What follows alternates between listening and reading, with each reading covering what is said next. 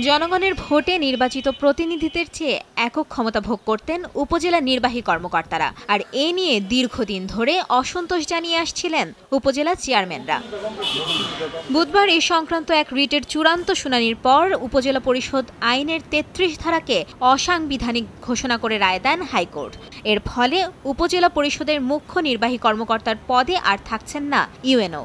এখন থেকে ইউএনওদের আমন্ত্রণপত্রে উপজেলা প্রশাসনের পরিবর্তে উপজেলা পরিষদ লিখতে হবে বলেও জানান আইনজীবীরা।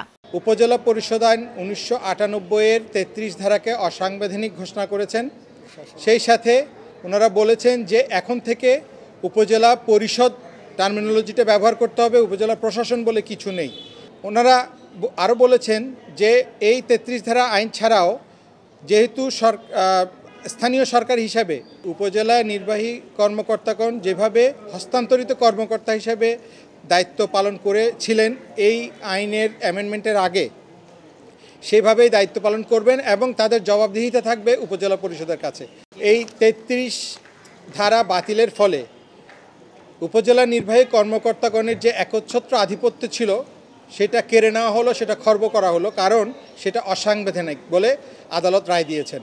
যদিও অতিরিক্ত অ্যাটর্নি জেনারেল বলছেন মুখ্য নির্বাহী কর্মকর্তার পদ না থাকলেও ইউএনওর ক্ষমতা থাকবে আগের মতোই। হাইকোর্ট বলেছেন যে এই ওয়ার্ডটা যে মুখ্য নির্বাহী কর্মকর্তা হবে এটা বাদ যাবে। It is in contradiction article 59 of the constitution. সুতরাং ওইটা বাদ যাবে। তাহলে আগের অবস্থায় চলে গেল যে উপজেলা নির্বাহী কর্মকর্তা উনি উপজেলা সচিব হবেন এবং উনি সাচিবিক দায়িত্ব পালন করবেন। আগের নিয়ম অনুযায়ী ইউএনও ইচ্ছে করলেই বিভিন্ন কমিটিতে সদস্য অন্তর্ভুক্ত করতে পারতেন।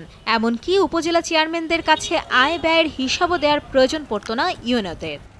মাইমুনা হায়দার চৌধুরী, সময় সংবাদ, ঢাকা।